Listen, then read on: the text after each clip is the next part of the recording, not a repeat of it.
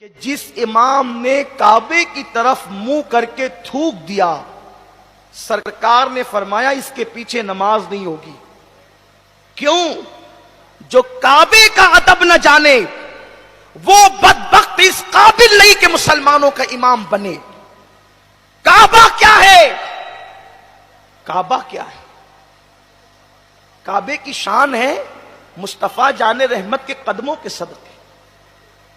تو جو کعبے کا ادب نہ جانے، کعبے کی طرف منہ کر کے تھوکے، اس کے پیچھے نماز نہیں ہوتی۔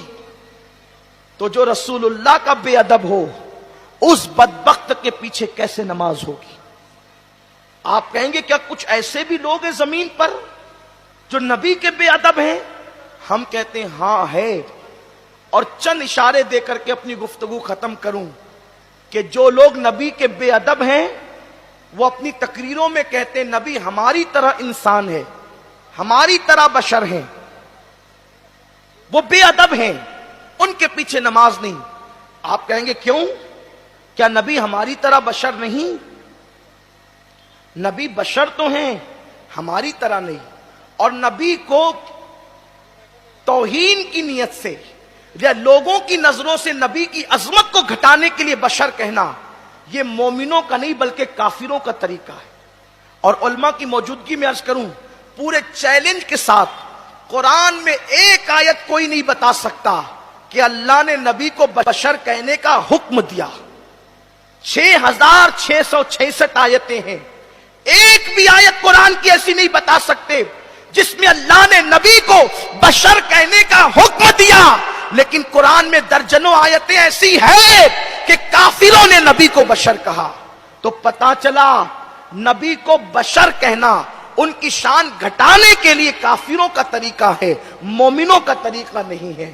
بلکہ اللہ نے خود اپنے نبی کو بشر نہیں کہا، خود اس نے بشر نہیں کہا۔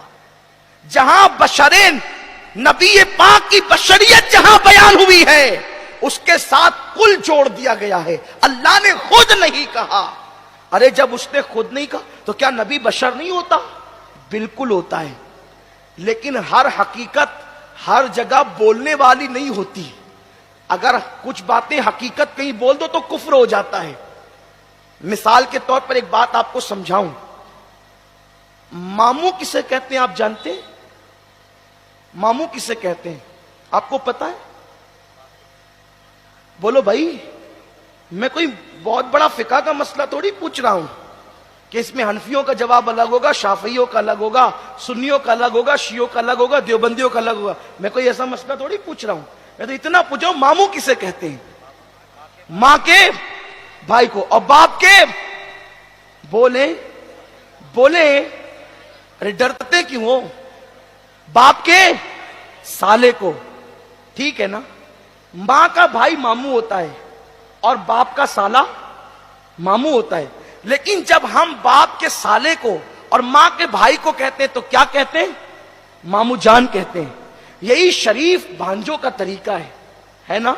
اگر کوئی کہے اے میرے باپ کے سالے، ہنسنے کی بات نہیں، یہ حق ہے یا باطل ہے؟ حق ہے۔ باپ کا سالا کہنا، بولو یہ حق نہیں ہے تو اور کیا ہے؟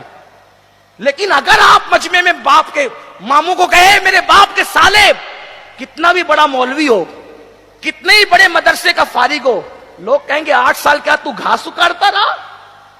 تو نے ادب نہیں سیکھا؟ ماموں کو کہتے ہیں باپ کا سالا، وہ پوچھے غلط کیا ہے؟ کہا غلط کیا ہے نہیں، کچھ ادب کے تقاضے ہوتے ہیں۔ یہ باپ کا سالا ضرور ہے، تجھے باپ کا سالا کہنے کا حق نہیں، تو سن لے نبی بشر ضرور ہوتا ہے لیکن تجھے بشر کہنے کا حق نہیں، اس لیے کہ اگر تو نے عظمت گھٹانے کے لیے بشر کہا تو تیرے ایمان کا جنازہ نکل جائے گا۔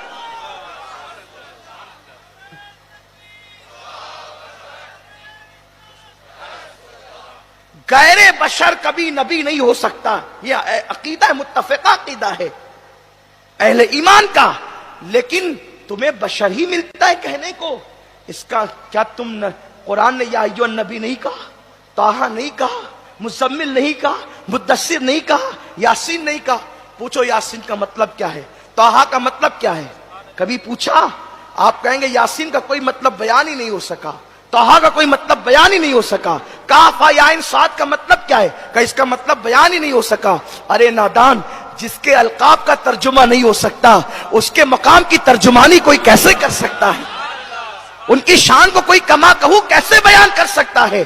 تو اس لیے جو بے ادب لوگ ہیں ان کے پیچھے نماز پڑھنے سے بچو، ورنہ تمہاری نماز ضائع ہو جائے گی، تمہاری نماز چلی جائے گی۔ اور جو کہتے ہیں نبی کو علم غیب نہیں، اور وہ قرآن کی وہ آیتیں پیش کرتے ہیں جن آیتوں میں اللہ نے ذاتی علم کی نفی کی ہے، کیونکہ علم کی دو قسم ہے، بلکہ ہر نعمت کی دو قسم ہے، ایک ذاتی ایک عطائی۔ ذاتی ساری چیزیں اللہ کے لیے ہے، اور عطائی اللہ کے علاوہ جو اللہ جس کو چاہے عطا کرے۔ تو ذاتی کی جہاں نفی ہے وہاں یہ انبیاء کرام کا ذکر کرتے ہیں، اور اللہ نے اپنے نبیوں کو علم غیب دیا ہے، اور صرف نبیوں کو نہیں دیا، صرف نبیوں کو نہیں دیا، بلکہ اللہ نے اپنی عطا سے اپنی مخلوق میں چاہے جس کو دیا ہے۔ آپ کو نہیں پتا حضرت سلیمان علیہ السلام کا واقعہ قرآن نے بیان کیا، 3 میل کے فاصلے سے ایک چونٹی نے اپنی لشکریوں سے کہا، اپنے گروپ سے کہا، اے چونٹیوں اپنی بلوں میں گھس جاؤ، سلیمان علیہ السلام کا لشکر کہیں بے خیالی میں تمہیں کچل نہ دے۔ یہ بات سن کر سلیمان علیہ السلام ہنس پڑے۔ 3 میل کے فاصلے پہ کون تقریر کر رہا ہے؟ کون؟ چونٹی۔ اور 3 میل دور سے کون سن رہا ہے؟ سلیمان علیہ السلام، اور مسکرا بھی رہے ہیں۔ آپ ایک چونٹی نہیں، 3 میل کے فاصلے پہ نہیں، 5-10 ہزار چونٹیاں کان میں رکھ کر کے 10 سال کے بعد بتائیے چونٹی کہتی کیا ہے؟ لیکن آپ نہ بتا سکیں گے۔ اور قرآن کہتا ہے سلیمان 3 میل کے فاصلے سے سن بھی رہے ہیں، مسکرا بھی رہے ہیں۔ ارے جب سلیمان 3 میل کے فاصلے سے چونٹی کی تقریر سنتا ہے تو جانے سلیمان کائنات کے سلام کرنے والوں کا سلام نہیں سن سکتے؟ اور پھر یہ تو شان سلیمان ہے، اس چونٹی کو بھی تو دیکھو۔ 3 میل سے کون سی طاقت تھی جس نے اس چونٹی کو دکھا دیا کہ لشکر سلیمان آ رہا ہے؟ ابھی تک کہ دنیا فیصلہ نہیں کر سکی کہ چونٹی کو آنکھ بھی ہوتی ہے کہ نہیں ہوتی۔ مرکب حادثہ بھی فیل ہے، کبھی دیکھا چونٹی کو آنکھ ہوتی ہے؟ اب ذرا کوئی اس پر بھی ریسرچ کرے۔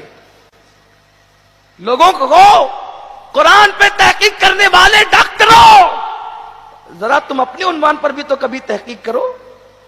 آپ بہت ڈاکٹری کرتے ہیں، ذرا اس پہ بھی کوئی تحقیق کرو، چونٹی کو آنکھ ہوتی ہے کہ نہیں؟ مگر قرآن کہہ رہا ہے۔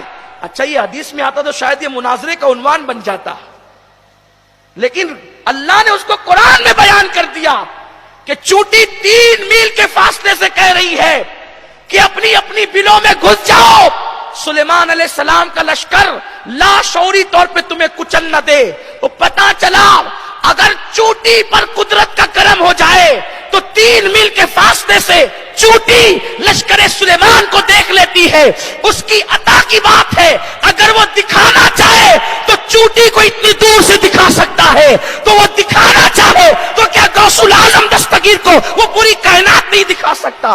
اسی لیے تو غوث پاک کہتے ہیں نظر تو الی بلاد اللہ جمعا کخردلۃ علی حکم اتصامی، میں اللہ کے شہروں کو ایسے دیکھتا ہوں جیسے تم ہتھیلی پہ رائی کا دانہ دیکھتے ہو۔